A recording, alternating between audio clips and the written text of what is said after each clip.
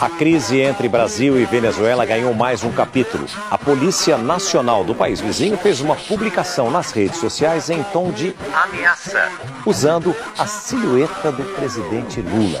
E está lá toda a tropa preparada para qualquer eventualidade, que eu não acredito que vai acontecer, porque ele pode estar com muito problema, mas não é doido.